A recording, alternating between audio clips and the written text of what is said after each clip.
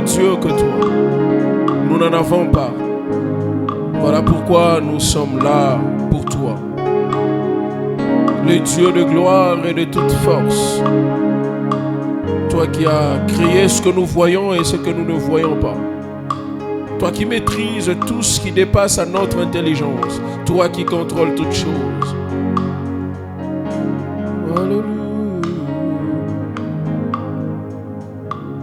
Merci, tendre Père. Merci d'être notre Dieu. Beaucoup plus, merci d'être notre Père. Nous ne l'avons pas mérité, mais par ta grâce, tu nous as choisis et tu as fait de nous tes enfants. Reçois la gloire ce soir, au nom de Jésus. Nous t'acclamons, tendre Père, parce que nous te croyons, Dieu. Nous t'acclamons, Roi de gloire. C'est Jésus que nous acclamons. C'est Jésus que nous acclamons. C'est Jésus que nous acclamons. Celui que nous acclamons.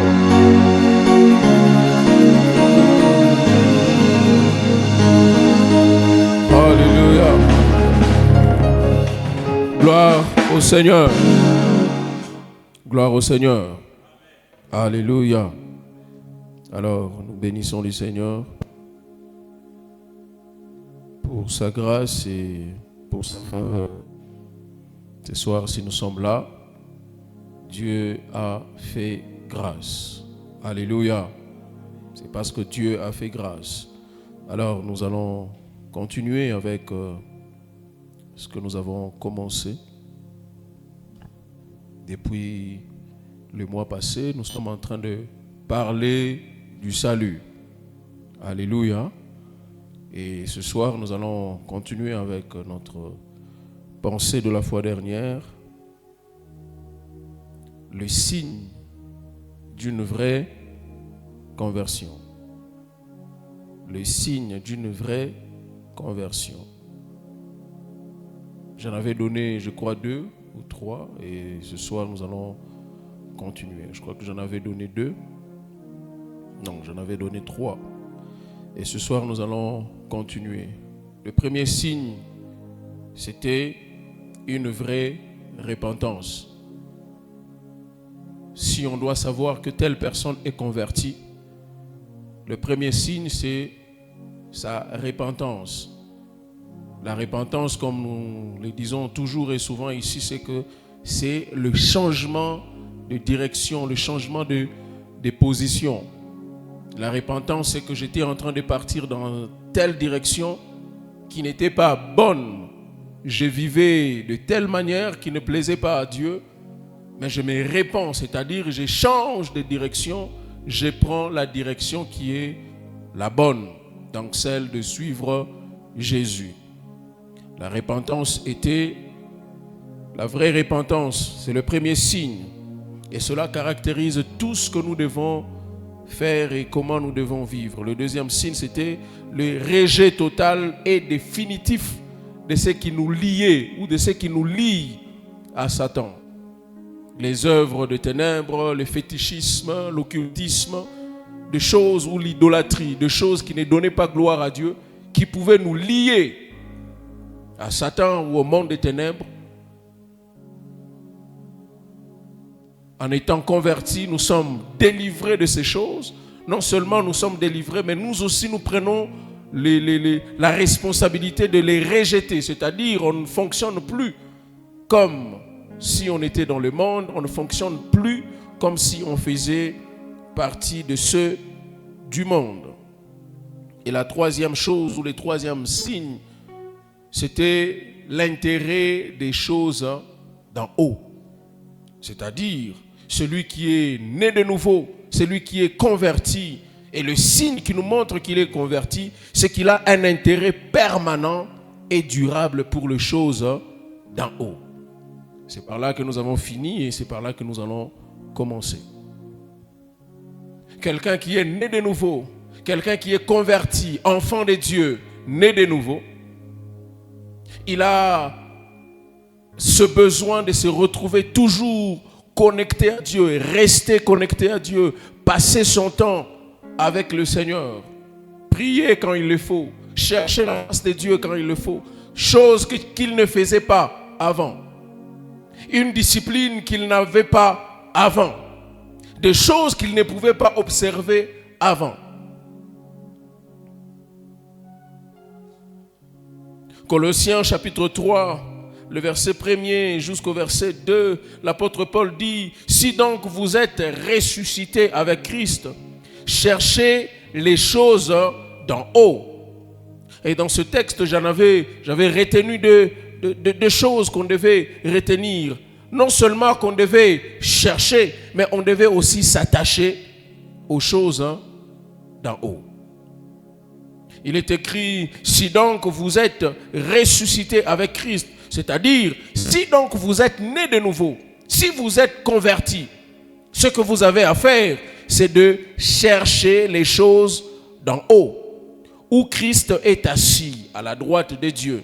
Non seulement les chercher, mais attachez-vous aux choses d'en haut et non à celles qui sont sur la terre. Alléluia. Alléluia.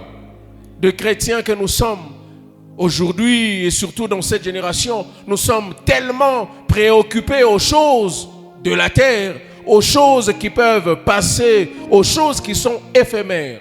L'apôtre nous exhorte, si nous devons montrer au monde que nous sommes nés de nouveau, que nous sommes rachetés, le signe qui va montrer, c'est que nous devons être remplis de ce besoin ou de cet intérêt-là de choses d'en haut. Les choses d'en haut, il y en a plusieurs. Mais aujourd'hui, beaucoup sont ceux-là qui ne veulent être que riches financièrement et matériellement, ce qui n'est pas une mauvaise chose. N'oubliez pas que je suis le premier à vous dire tous les jours que s'il y a des gens qui doivent avoir beaucoup d'argent, ça doit être des chrétiens. Aujourd'hui, le monde est en train de souffrir parce que l'argent circule entre les mains des mauvaises personnes. Mais le plus important n'est pas ce que nous devons avoir entre nos mains, mais le plus important, c'est ce que nous devons être d'abord pour cette génération. Qui sommes-nous? Nous sommes enfants de Dieu et nous dépendons du ciel. C'est-à-dire, nous devons nous intéresser aux choses qui sont dans le ciel. Étant né de nouveau, ce n'est pas mauvais de passer son temps devant la télé. Mais ce qui est devenu très bizarre et très compliqué, c'est que nous avons des chrétiens qui passent beaucoup de leur temps devant la télé que devant ou avec leur Bible.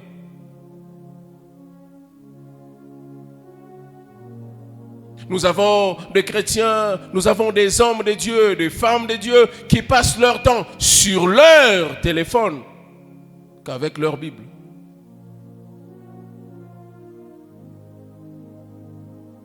Le signe que nous sommes vraiment convertis doit être celui d'avoir un intérêt permanent, mais aussi durable des choses ou pour les choses d'en haut. L'apôtre Paul dit, cherchez les choses d'en haut. Non seulement le chercher, mais attachez-vous aux choses d'en haut. Chercher, c'est une chose, mais s'attacher, c'est aussi une autre chose. Et donc, bien-aimés dans le Seigneur, il est très important. En d'autres termes, l'apôtre était en train de nous dire, si nous devons voir que vous êtes convertis, le signe qui doit nous montrer que vous êtes convertis, vous devez être des hommes et des femmes spirituels. Du moment où vous avez donné votre vie au Seigneur, vous avez cessé d'être un homme ordinaire, puisque vous croyez à des choses qui ne sont pas visibles à l'œil nu. L'apôtre nous exhorte que nous devons devenir des hommes et des femmes spirituels pour montrer aux gens du monde que nous sommes nés de nouveau. Nous sommes vraiment convertis. Et quelqu'un qui est né de nouveau, quelqu'un qui est spirituel, il ne fait pas les choses comme tout le monde ou comme il le faisait avant. Il doit y avoir ces changements. Il doit y avoir cette différence entre la vieille personne qui faisait tout sans répondre de rien et la nouvelle personne qui fait tout pour la gloire de Dieu.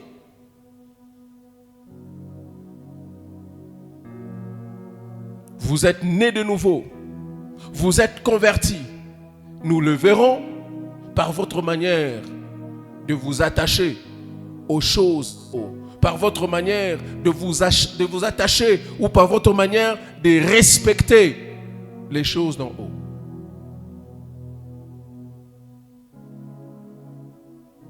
Vous êtes nés de nouveau, vous êtes convertis.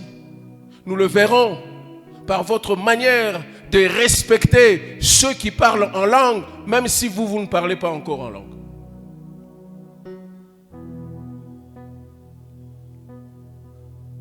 Par votre manière de respecter ceux qui prophétisent, ceux qui voient des visions, même si vous ne le voyez pas, même si vous ne prophétisez pas.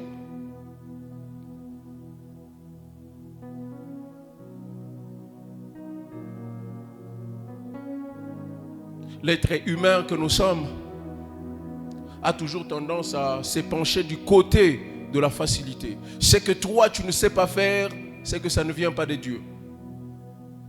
Ce que toi tu n'arrives pas à faire, c'est qu'il doit y avoir quelque chose de louche derrière. J'ai aimé un jour un homme de Dieu qui pose la question, c'était du haut de la chair, il dit, bon, quand vous dites que l'argent des tels, il a touché aux histoires, il a touché aux fétiches pour avoir de l'argent, maintenant ta pauvreté à toi, tu as touché à quoi pour être pauvre? Les choses que toi tu ne maîtrises pas et que l'autre est capable de faire n'est pas forcément parce qu'il a fait quelque chose de louche. Attache-toi aux choses d'en haut. Attache-toi aux choses qui doivent te donner ce signe-là, qui doit nous montrer que tu es vraiment né de nouveau.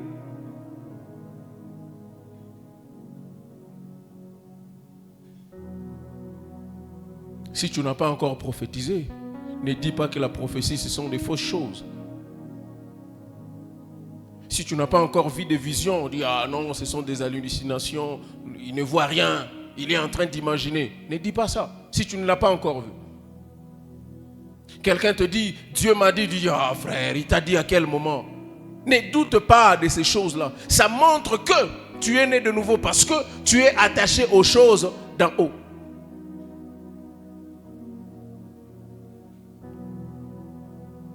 En d'autres termes, l'apôtre nous demande seulement et nous exhorte d'être des femmes et des hommes spirituels. Alléluia. Donc, si je peux paraphraser la pensée de l'apôtre Paul, il dit, si vous êtes nés de nouveau, si vous êtes donc ressuscités en Christ, nous le verrons par votre capacité d'être un homme spirituel. Quelqu'un qui est attaché aux choses de l'esprit. Ce n'est pas pour rien qu'il est écrit que la volonté de Dieu soit faite sur la terre comme dans le ciel. Vous avez l'impression que la volonté commence par se faire sur la terre. Non, elle commence à se faire. Elle est déjà exécutée dans le ciel. Ce qui doit se passer sur la terre n'est que le réplique de ce qui est déjà fait dans le ciel.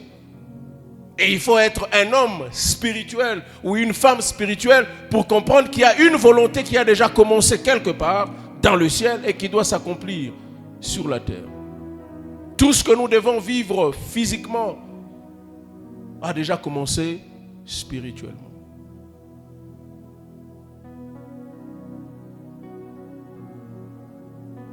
Tu deviens un homme et une femme spirituelle, Dieu te donne la capacité d'être en avance sur certaines choses qui doivent se passer sur la terre. Et quand cela arrive, tu n'es pas surpris. Quand cela arrive, tu n'es pas étonné. Pourquoi? Tu avais déjà vu ça, Dieu t'avait déjà montré ça, Dieu t'avait déjà renseigné en avance.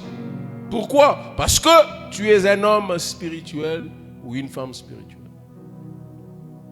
Ça ne veut pas dire que tu dois prier du matin au soir. Ça ne veut pas dire être un homme ou une femme spirituelle. C'est quelqu'un qui prie beaucoup.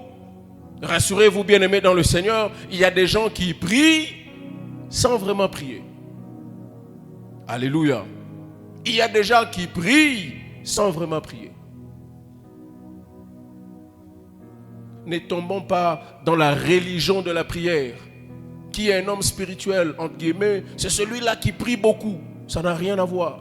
Il y a quelqu'un qui prie seulement parce qu'il n'a pas de travail. Et les jours qu'il aura le travail, il n'aura plus le temps de prier. Il y a celui qui prie parce qu'il a envie d'avoir la possibilité de voir des visions. Les jours où Dieu lui fera grâce de voir une vision, il oubliera même ce qui lui a donné la possibilité de voir. Il abandonnera la prière et il continuera maintenant à dire ce qu'il a vu. Un homme et une femme spirituelle, ça ne veut pas dire c'est un homme qui prie beaucoup. Mais une femme spirituelle, un homme spirituel, c'est un homme, c'est une femme de prière. Amen. On ne prie pas pour devenir un homme spirituel.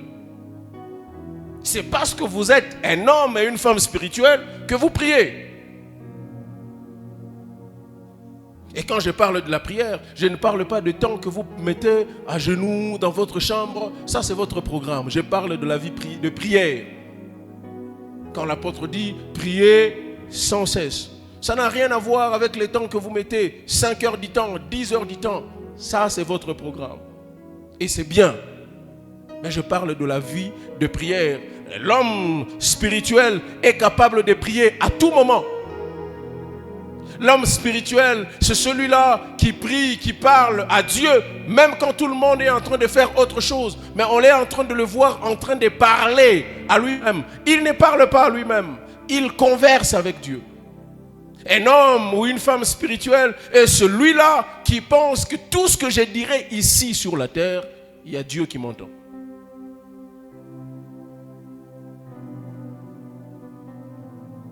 C'est pourquoi il arrive deux fois, quand je suis en train de prier, 2, 3, 4 personnes qui sont à côté de moi, ils ne savent pas entendre ce que je dis. Je ne suis pas obligé de crier pour que Dieu m'entende.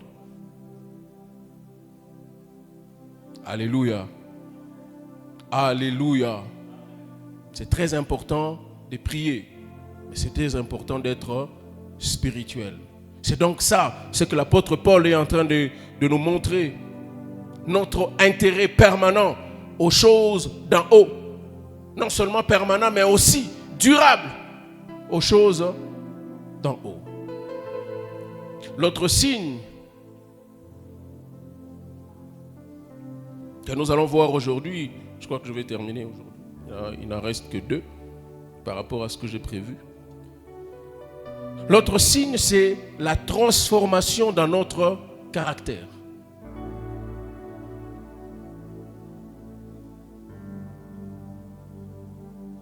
La première chose, c'était la vraie conversion. La deuxième chose, c'était quoi?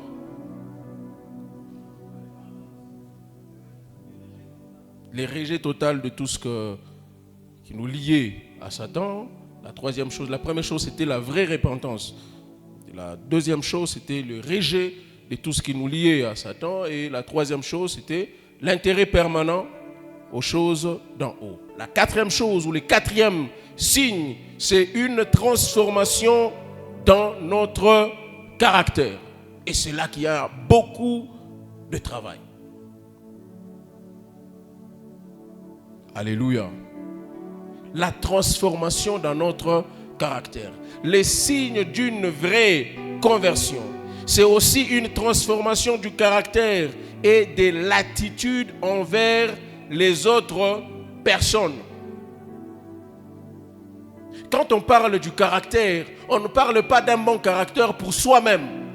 On parle de la manière dont vous vous comportez avec les autres. Quelqu'un qui a un bon caractère, comment on est arrivé à dire qu'il a un bon caractère? C'est parce qu'il se comporte bien avec les autres. Alléluia. Alléluia.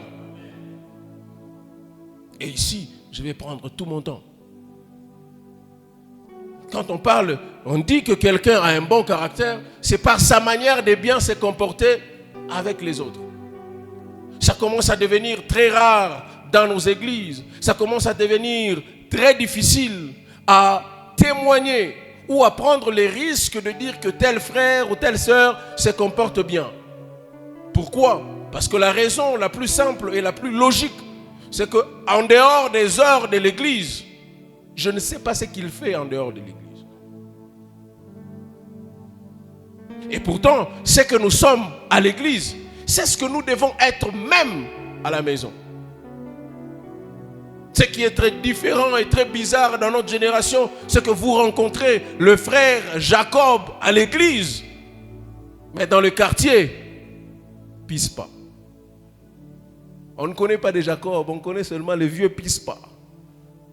Pourquoi? Parce qu'on lui a donné ces surnoms-là en fonction des choses, des exploits qu'il fait dans le quartier.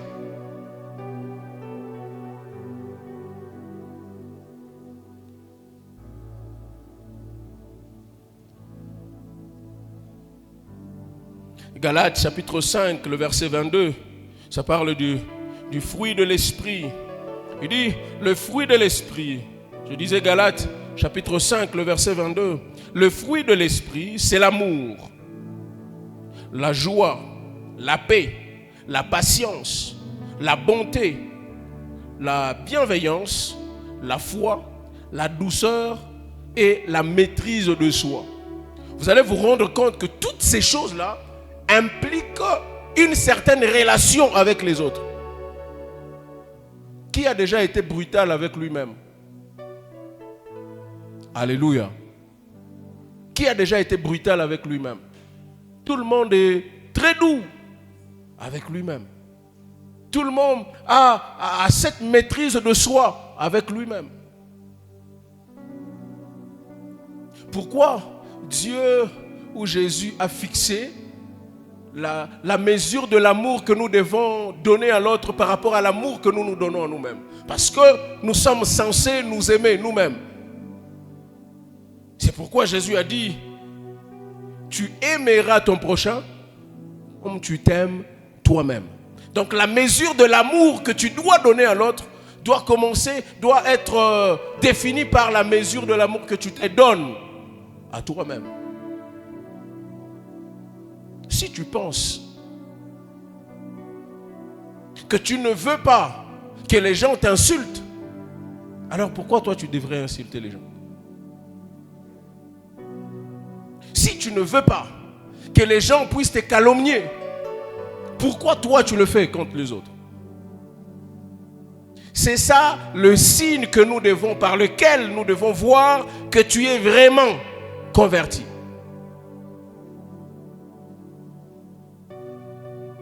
Les choses que tu ne désires pas qu'on t'efface, et donc tu ne le fais pas aussi contre les autres.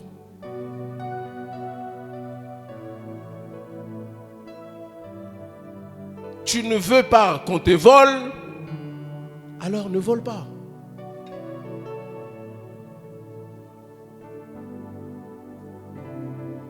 Tout réside dans le caractère. Et c'est un des travaux le plus important dans notre milieu chrétien. Nous voyons des gens qui sont très forts spirituellement, très forts dans la prière, très forts dans la parole, mais sur le plan du caractère, on devient très sélectif.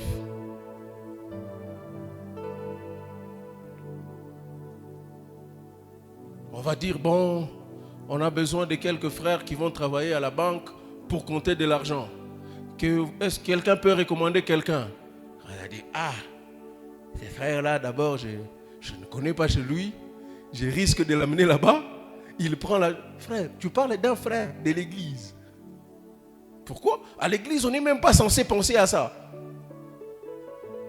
Mais tu te dis, je peux l'amener là-bas avec la bonne volonté. Il part, il travaille, mais il risque de partir avant. Pourquoi tu dois penser à ça?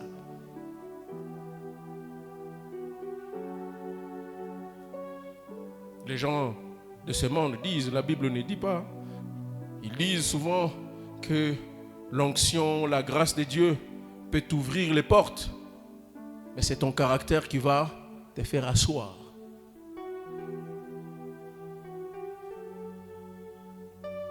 Alléluia. Alléluia. Je vais même le dire. Ça, c'est moi qui dis. La grâce de Dieu peut même t'ouvrir la porte du mariage. Mais ton caractère te fait mettre dehors. Ce n'est pas un problème des démons. Alléluia. Ce n'est pas un problème des démons. Lisez avec moi 2 Rois chapitre 4, le verset 3. Le verset que nous avons lu dimanche. J'aimerais nous faire comprendre un petit détail. Le prophète est là, il veut faire un miracle. Mais il demande quelque chose de...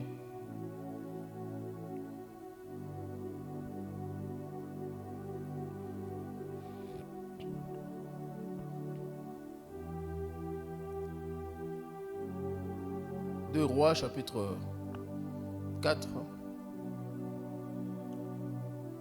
le verset 3.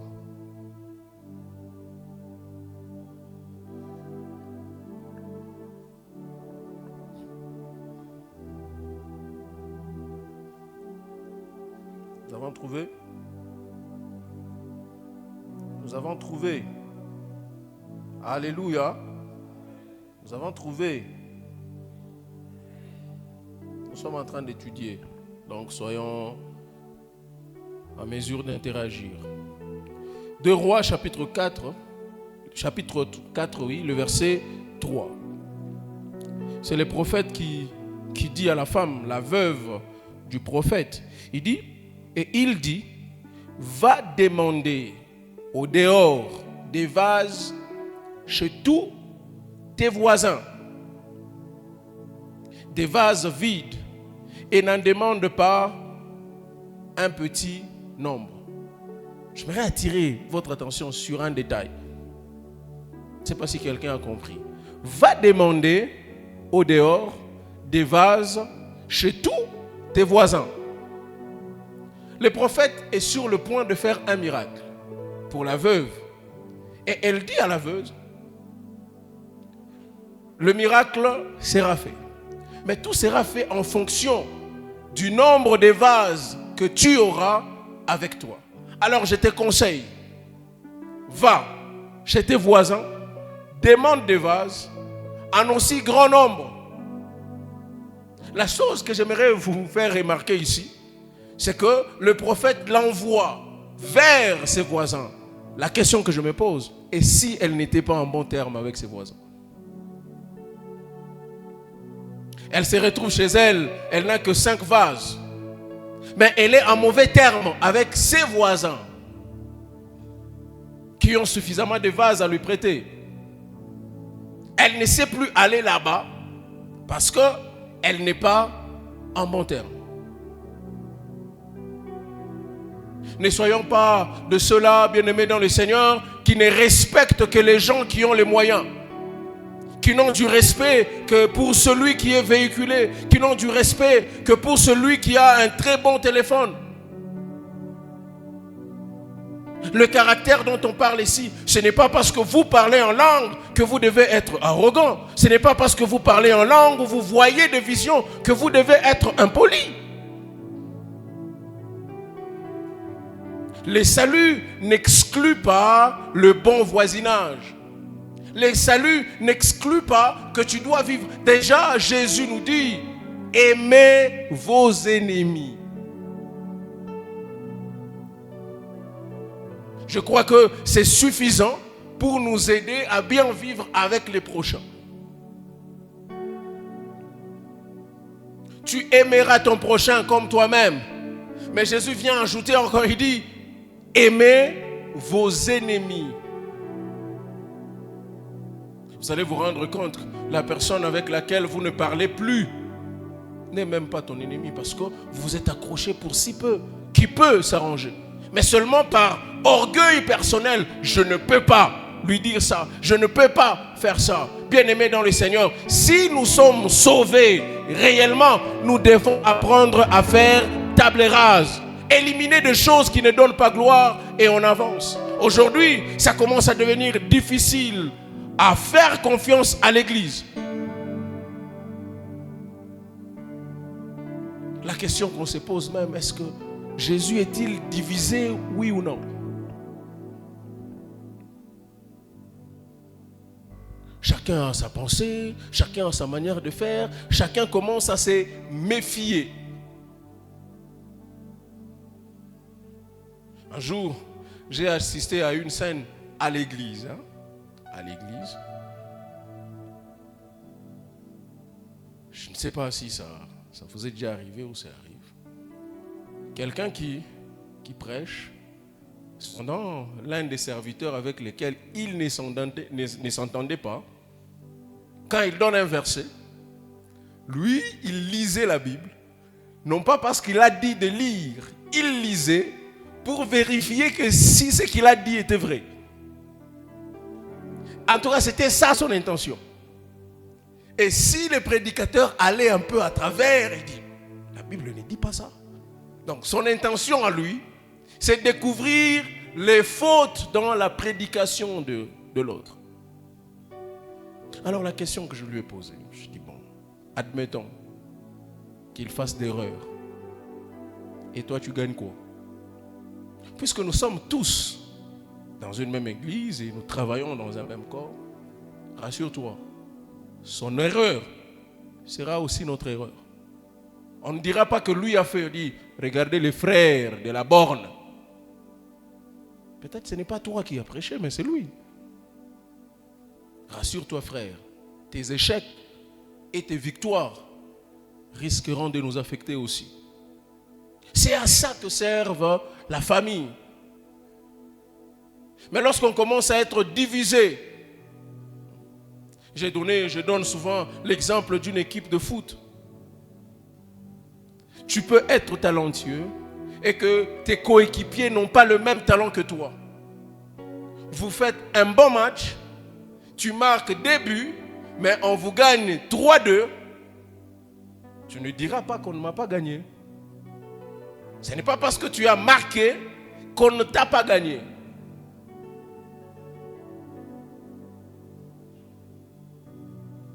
Le salut est individuel, mais la vie chrétienne, quelque part, elle est collective. C'est une vie communautaire. Nous sommes appelés à vivre ensemble. Mais comment? Dans la paix, dans la joie, et dans la bonne humeur. Vous voyez un frère à l'église, lui, il est toujours fâché. Pourquoi? Pour rien.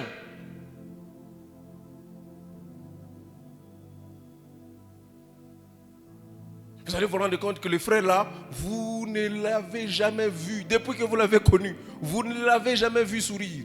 Et vous vous posez même la question, est-ce qu'il sourit même? Ça lui arrive ça? Si vous vous posez cette question, vous ne savez pas maintenant vous approcher de lui pour lui faire part de quelque chose de très important. Genre des chrétiens, des frères à l'église, lui quand il arrive, il s'assoit, il prie.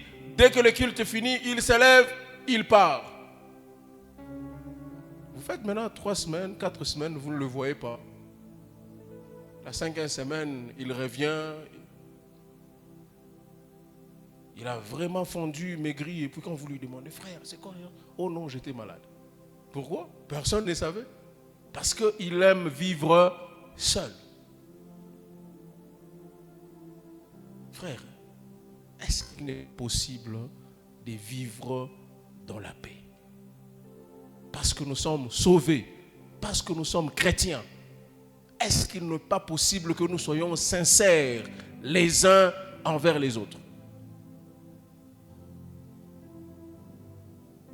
Je crois que dans les épîtres de Jean, je crois, l'apôtre dit, confessez vos péchés les uns aux autres. N'allez pas dire ça au pasteur. J'appelle frère Félicien. Tu vois, hier, j'ai insulté. En tout cas, soutiens-moi dans la prière. La chose la plus normale, c'est quoi? Le frère prend le temps de prier. Il dit, bon frère, c'est ce que vous avez fait. Ok, on va prier. On prie. Il garde ça. Ça devient probablement son sujet de prière. Mais qu'est-ce qui se passe dans notre génération? Il dit, ah frère, c'est ce que tu as fait. Bon. Mungu akusaidi, hein? Tu tournes seulement le dos. Allô? Frère Félicien Koumatouchi. Et regardez ce qu'il a fait. Ce n'est pas ça ta responsabilité, frère. Et aujourd'hui, on commence à avoir peur de dire telle ou telle chose à l'autre parce que ça risque de finir sur les lieux publics. Et pourtant, on ne devrait pas. J'aimerais vous dire, bien-aimés dans le Seigneur, il y a des péchés que les gens arrivent à abandonner lorsqu'il a partagé ça à quelqu'un. Et quelqu'un commence à le suivre. Et rassurez-vous, le pasteur ne saura pas tout suivre.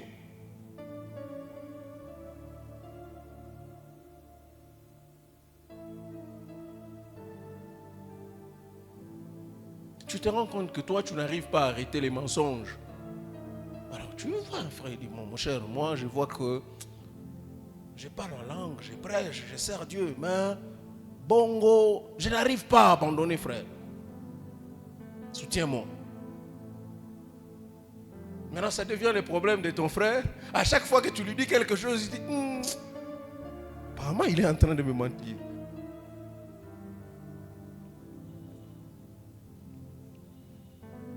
Lisons Hébreux. Non, lisons d'abord Romains chapitre 12. Romains chapitre 12, le verset 18.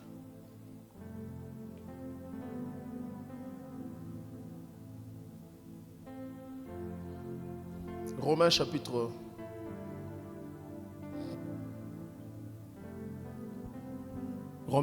12, le verset 18. Il est écrit, s'il est possible, autant que cela dépend de vous, soyez en paix avec tous les hommes. S'il est possible, autant que cela dépend de vous, soyez en paix avec tous les hommes. Le verset 19 ajoute et dit, ne vous vengez point vous-même, bien-aimés, mais laissez agir la colère. Car il est écrit, à moi la vengeance, à moi la rétribution, dit le Seigneur. Ici, l'apôtre Paul sous-entend en disant, ne vous vengez pas vous-même. Il sous-entend qu'on peut vous faire du mal. Par qui? Par quelqu'un qui est proche de vous. Il sous-entend qu'on peut vous briser le cœur par quelqu'un en qui vous aviez confiance. Ne vous vengez point vous-même. Si cela est possible, autant que cela dépendra de vous, soyez en paix avec tous les hommes. Hébreux chapitre 12, verset que beaucoup de gens récitent, mais ne savent pas où ils se trouvent. Hébreux chapitre 12, le verset 14. Il dit, recherchez la paix avec tous et la sanctification, sans laquelle personne ne verra le Seigneur. Recherchez la paix avec tous. Soyons des hommes de paix. La sanctification, tu ne vas pas la chercher pour les hommes. La sanctification concerne Dieu. Tu te sanctifies pour Dieu. Mais la paix, tu dois la chercher avec tous les hommes. Rechercher la paix avec tous. Il ne faut pas que tu arrives quelque part, on commence à te fuir, on commence à t'éviter. Pourquoi? On a déjà les infos, les échos de là où tu viens.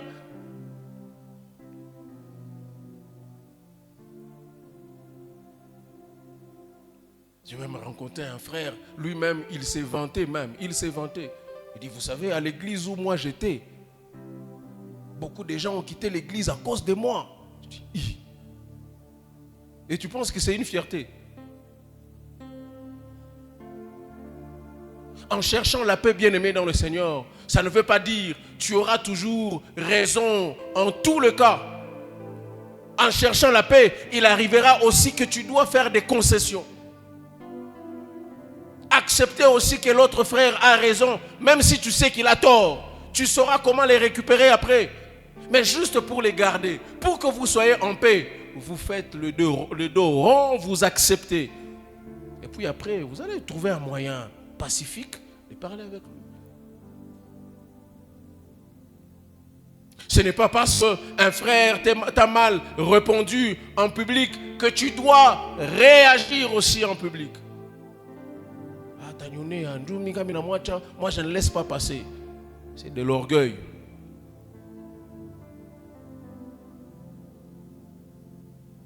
L'apôtre Paul dit aux Philippiens, ayez le sentiment qui était en Christ. Ayez les sentiments qui étaient en Christ.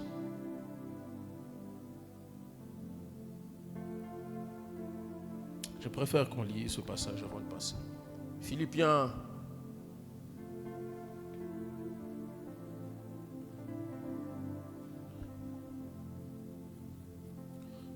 chapitre 2, le verset 5, on commence par là.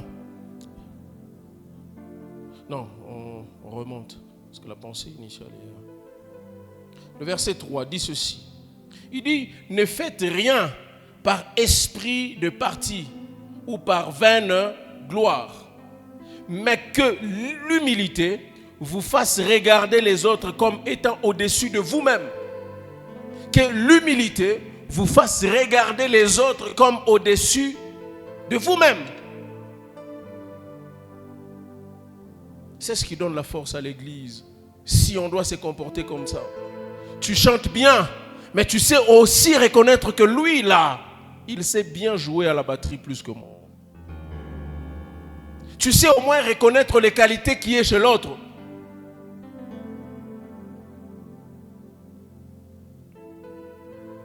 Je me rappelle, une fois j'ai un ami, pasteur à Lubumbashi. Et on m'invite quelque part. On me communique les thèmes. On me dit, ce sera genre sur les combats spirituels et autres là. Je dis, ces genres de thèmes là, je sais qu'il y a un ami qui sait développer ça. Ce n'est pas que moi je ne sais pas développer ça. Je vais développer ça mais à ma manière. Mais selon les attentes que vous avez, je pense que lui il peut bien faire le travail. Et quand le pasteur qui m'a invité m'a dit, vous refusez, c'est parce que vous n'avez pas le temps. Je dis non, je suis conscient. Je peux même venir à ce programme-là. Mais seulement que je trouve que dans ce domaine-là, lui, il peut bien communiquer les choses que moi. Je peux vous les communiquer, mais ça risque d'être un peu trop limite. Parce que je le connais, lui. Il peut te prendre un verset que toi tu as maîtrisé dans ce sens-là. Il introduit le combat spirituel dedans. Et puis il t'explique. Et puis il te fait prier. Alors comment ne pas reconnaître ça? Le plus important pour moi n'est pas d'être sur une affiche et passer tout mon temps à vous expliquer des histoires qui ne vous aident en rien. Que l'humilité vous fasse regarder les autres comme étant au-dessus de vous-même. Frère, vous pouvez être un homme d'onction. Lorsque votre caractère n'est pas bien travaillé, vous aurez des problèmes, même pour évoluer dans votre ministère. La grâce est là, mais les gens ne savent pas venir vers toi. On sait que tu es un homme prophétique, mais un grand menteur, un grand escroc. Alors on commence à mettre sur la balance le don que tu as et ton caractère. Et dire, ces frères-là, ils prophétisent bien, mais c'est un menteur. Ça rentre dans la balance, ça dérange. Et dire, mais la sœur-là, elle chante bien, mais c'est une voleuse. Ça rentre déjà, ça dérange. C'est pourquoi, chrétiens que nous sommes, les signes qui montrent que nous sommes vraiment convertis commencent aussi, rentrent dans notre caractère. Comment vous pouvez expliquer que vous êtes tous deux dans un même département ou même dans une même église, mais vous ne vous parlez pas?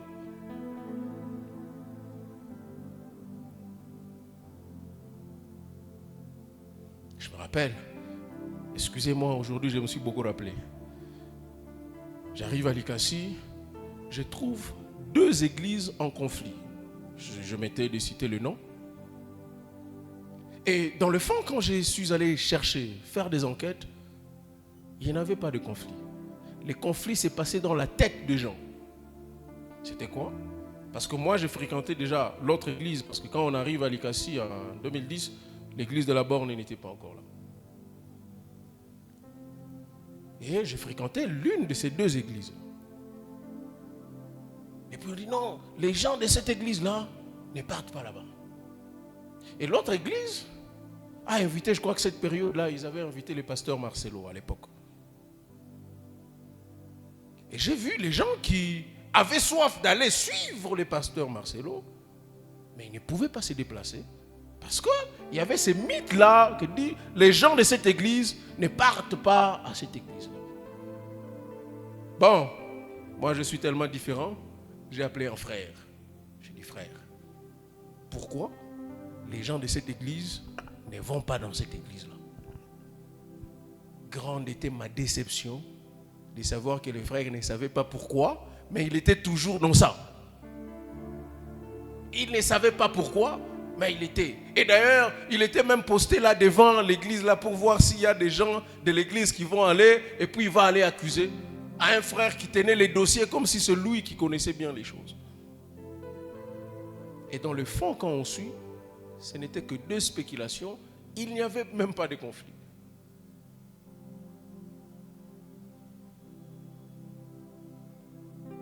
Vous pouvez passer à côté de la grâce de Dieu seulement parce que vous pensez que toi et tel, vous ne vous parlez pas. Et quand vous essayez de rentrer en vous-même, vous allez vous rendre compte qu'il n'y a rien qui vous sépare. C'est juste un orgueil personnel. Vous avez le droit de ne pas apprécier un frère, mais ça ne fait pas de lui votre ennemi.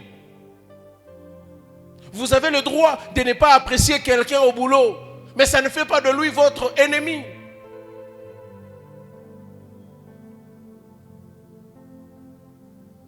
Lorsque le caractère n'est pas travaillé, votre ministère commence à avoir des problèmes.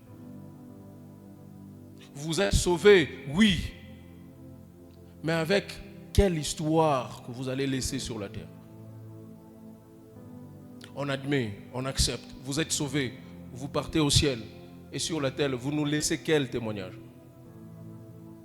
sur quoi on va se souvenir sur vous.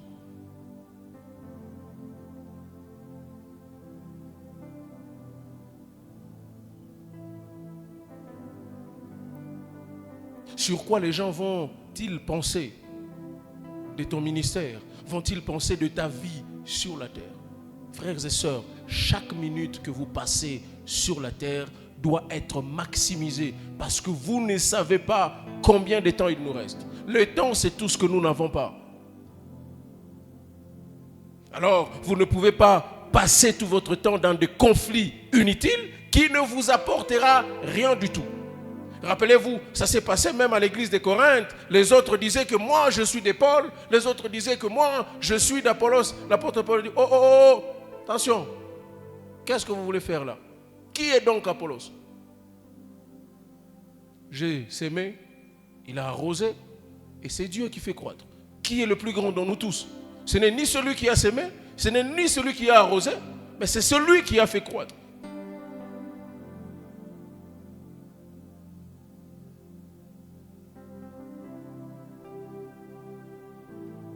Essayons, bien-aimés dans le Seigneur, de rentrer en nous-mêmes, faire un examen de conscience.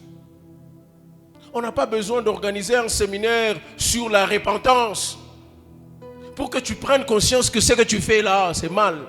La manière dont tu te comportes avec les autres frères, les autres sœurs, c'est mal. On n'a pas besoin d'un programme spécifique. Ta vie chrétienne doit t'interpeller. Les saluts que tu as reçus de Dieu doivent t'interpeller.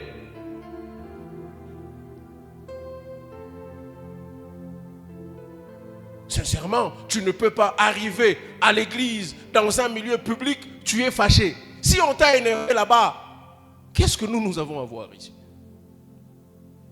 Parle-nous comme des frères en Christ. Rentre dans la pensée de la Bible. Si cela dépend de vous, recherchez, soyez en paix avec tous.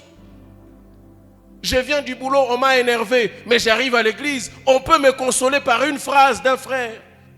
Peut-être par un cantique que la sœur va entonner, je serai consolé.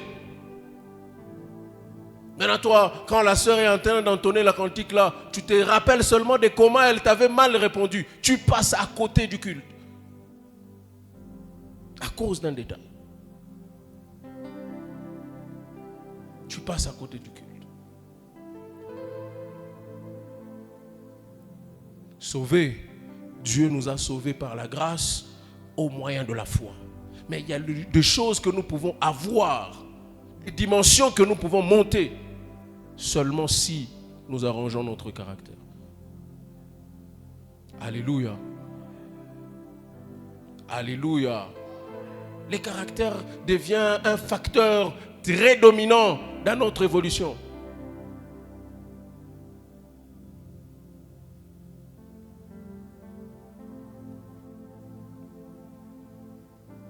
Travaillons, bien-aimés dans le Seigneur, mais dans l'unité. Ce qui faisait la force de l'église primitive, c'est quoi? C'est que chacun n'avait pas de bien pour lui-même. De telle sorte que dans Actes chapitre 5, Ananias et Saphira ont été sévèrement frappés parce qu'ils ont eu l'idée de tromper l'esprit. Chaque personne vendait ses biens, il amenait aux apôtres et les apôtres distribuaient à tout le monde. Je me rappelle, il y avait même les hellénistes qui se plaignaient que nos veuves reçoivent des petites choses en quantité. Il faut qu'on soit représenté. Et les apôtres ont dit, bon, choisissez autant de personnes pour qu'ils continuent à faire ce travail-là. Et la Bible dit, à chaque fois qu'il y avait des réunions, il y avait toujours des nombres de gens qui croissaient, qui croyaient au Seigneur Jésus. Pour terminer, Jésus lui-même dit aux disciples, c'est en l'amour que vous avez les uns aux autres ou pour les autres que le monde verra que vous êtes mes disciples. Comment voulez-vous aller évangéliser quelqu'un qui ne prie pas avec vous, quelqu'un qui ne prie pas à l'église, qui ne croit même pas en Jésus?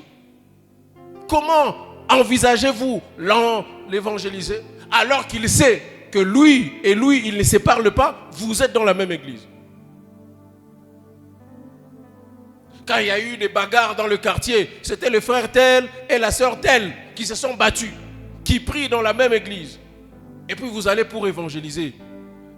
Souffrez que les gens ne vous suivent pas. Souffrez que les gens ne vous acceptent pas.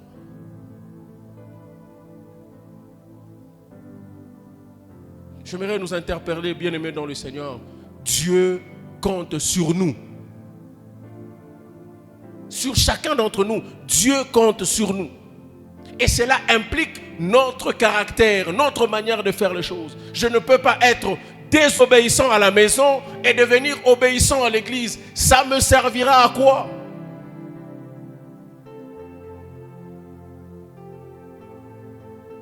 Tu désobéis à ton père biologique, mais tu es prêt à tout faire. Tout ce que le pasteur te dit, tu es prêt à le faire. Honore ton père et ta mère afin que tu vives longtemps. Je ne serai pas là en train de te dire, parce que je suis le pasteur, tu dois m'écouter. Ce n'est pas mauvais. Honore ton père et ta mère.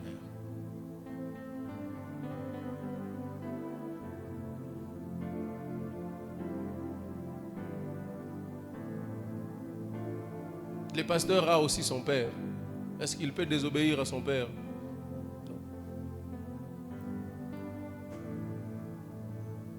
Peu importe ce que ton père peut être, peu importe ce que les parents peuvent être, rassurez-vous d'honorer la parole de Dieu. Alléluia. Oh non, moi je suis un homme de Dieu. Mon père ne me comprend pas. Oh là là. Suis ce que Dieu te dit. Si c'est Dieu qui t'a appelé, il trouvera les moyens par lesquels il va les convaincre et te laisser faire l'œuvre de Dieu. Ne deviens pas rebelle parce qu'il y a personne qui adhère à ta vision dans la famille. Ne deviens pas un bon frère à l'église, mais un rebelle dans la famille. Ton caractère fera en sorte que les gens de ta famille te soutiennent ou te lâchent.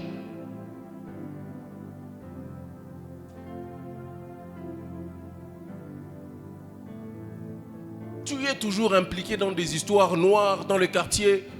Comment veux-tu que les gens croient à ton ministère? Nous croyons que tu es sauvé. Mais les gens du monde veulent voir ton caractère. Vous savez que c'est facile pour quelqu'un qui vient dans le monde de gagner les âmes. C'est très facile. Pourquoi? Je prends l'exemple de quelqu'un qui prenait toujours la bière, qui fumait, et ce dernier s'est converti.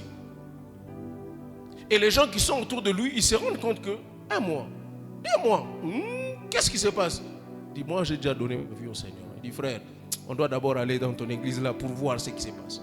Ils arrivent, ils trouvent que le frère est vraiment à l'église. Rassurez-vous, quand il commence à parler de Jésus, les gens vont les suivre facilement. Pourquoi? Parce qu'on sait ce qu'il était avant et on sait voir ce qu'il est maintenant. Son caractère a changé. On te dit que tu es sauvé, mais si tu n'as pas ce changement-là dans le caractère, il y a certaines choses qu'on doit bien revoir chez toi. Le salut te donne la possibilité de vivre la vie de Dieu. Et la vie de Dieu, il n'y a pas la haine. La vie de Dieu, il y a plein d'amour.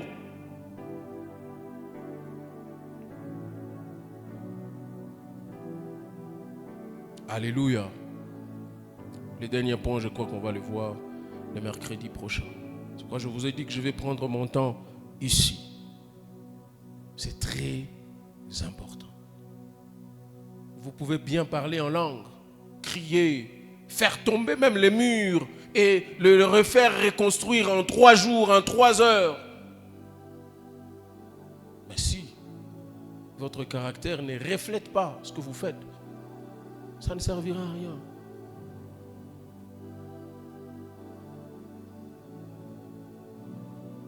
Revoyons notre manière de vivre. Que ce message soit un message interpellateur qui vous rappelle votre identité et qui vous montre aussi la manière de faire et la manière de vivre. Vous n'êtes pas obligé de répondre, vous n'êtes pas obligé de vivre comme tout le monde, vous n'êtes pas obligé de faire comme tout le monde. Je vous rappelle, Dieu compte sur nous. Il compte sur ta voix, la voix que tu ne veux pas faire sortir là. Tu arrives devant les gens, tu ne sais pas parler, tu ne sais pas sourire. Rappelle-toi, Dieu en a besoin. Dieu a besoin de ça. Pour fortifier quelqu'un, Dieu a besoin de ta voix. Pour aller encourager quelqu'un, Dieu a besoin de tes pieds, de tes mains.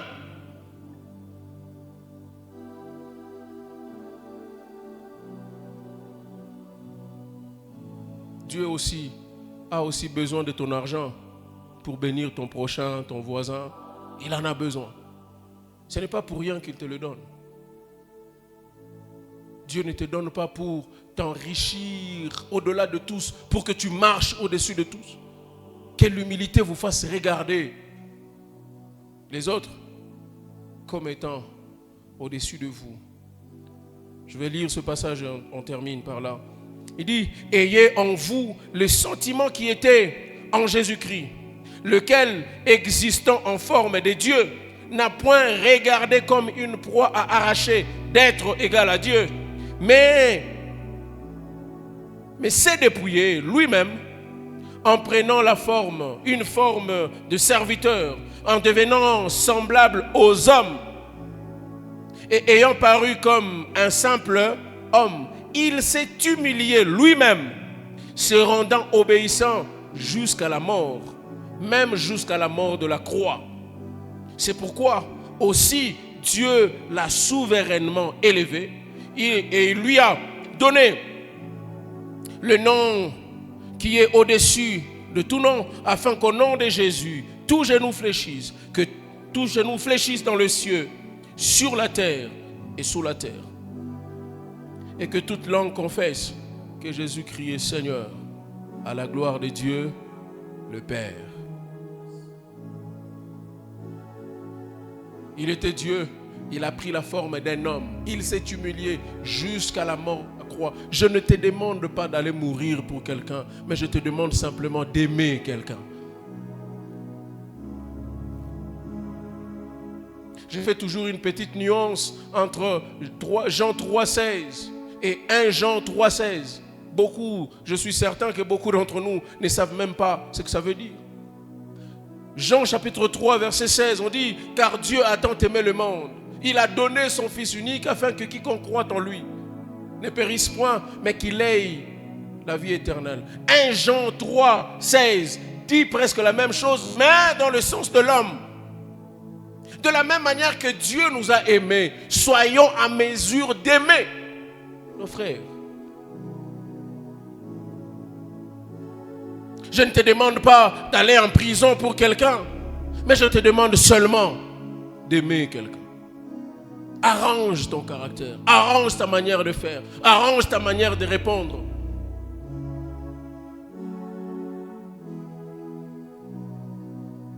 Arrange ta manière de répondre, arrange ta manière de faire. Sers le Seigneur aussi dans ton caractère.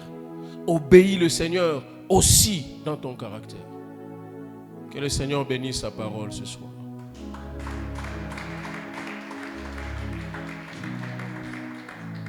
Une simple prière, bien-aimé dans le Seigneur. Dis à Dieu, Seigneur, peut-être moi-même je ne sais pas le faire, mais que ton esprit m'aide à fixer les choses dans mon caractère. Je ne veux pas être cet homme ou cette femme qui fait ce qui lui passe par l'esprit, mais je dois faire ce que Dieu attend de moi. Élève ta voix et prie au nom de Jésus. Alléluia, alléluia, alléluia, alléluia, alléluia.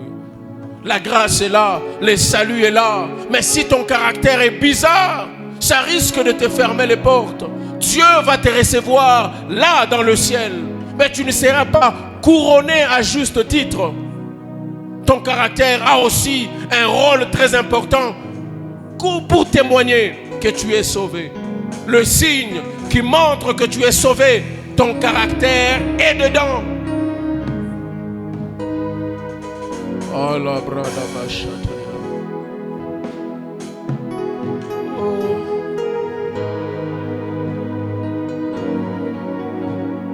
Sarabakotoro mandere basa.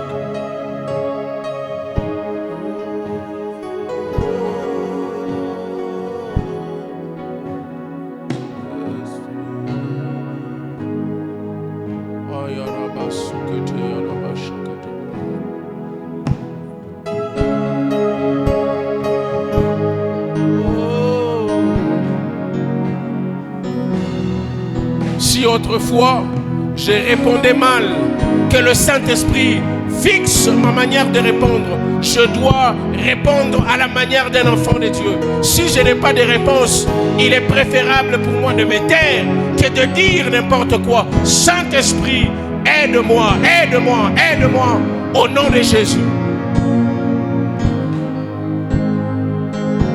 Bien-aimé, prie pour toi, prie pour toi. Prie pour toi. Oh, Sharabasataya. Eramas Predivakata. Tayarabakus.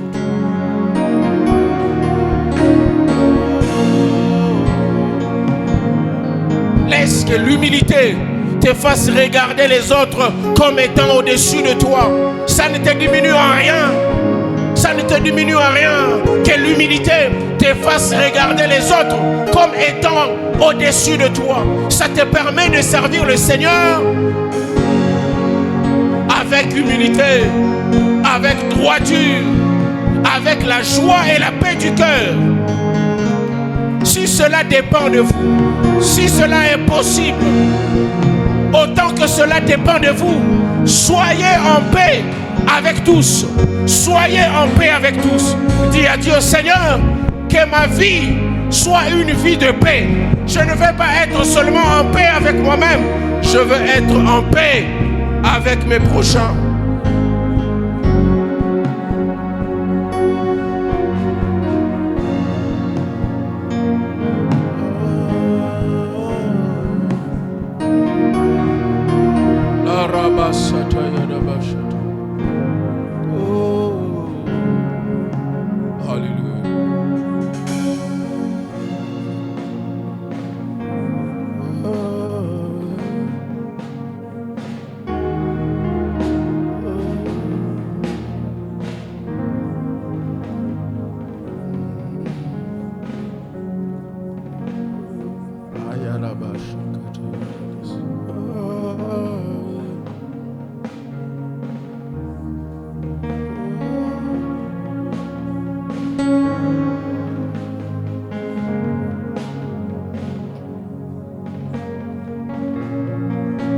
Chercher la paix et la sanctification, sans laquelle nul ne verra le Seigneur.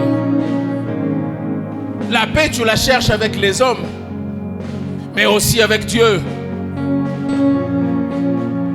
Il t'a donné sa paix. Il a dit, je vous donne ma paix, je vous laisse ma paix, je ne vous la donne pas comme les hommes vous la donnent. Et puis il nous dit, si cela est possible, autant que cela dépend de vous, soyez en paix avec tous.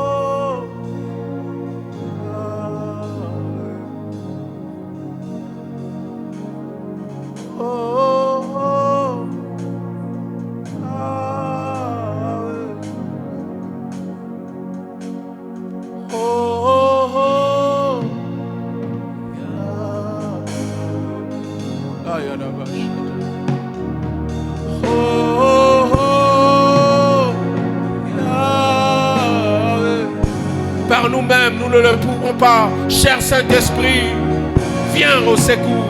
Viens au secours. Aide-nous à glorifier Jésus dans notre caractère. Cher Saint-Esprit, aide-nous à glorifier Jésus dans notre manière de vivre au quotidien, dans notre manière de faire les choses avec les autres. Aide-nous, Saint-Esprit. à glorifier Jésus dans notre caractère, dans notre langage, dans notre vision. Aide-nous à glorifier Jésus. Yahweh. Oh, oh, oh. Yahweh. Oh, oh, oh. Yahweh. Oh, oh, oh.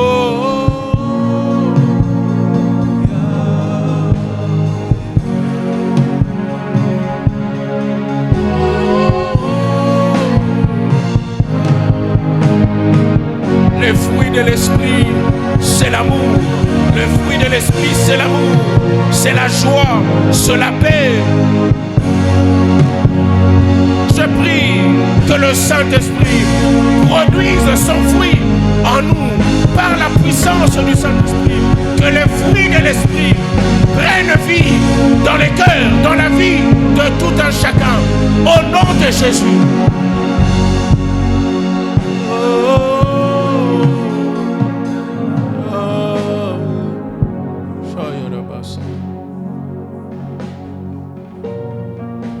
Seigneur, merci.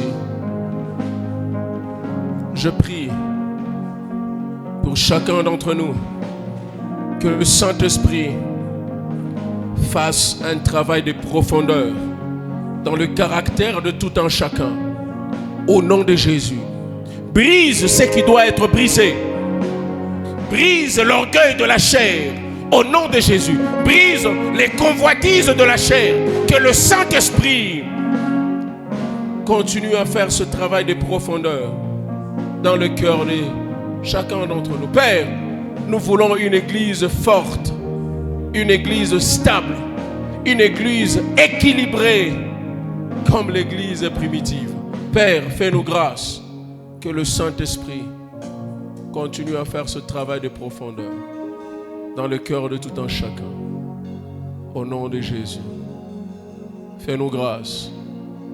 Fais-nous grâce. Fais-nous grâce. Alléluia.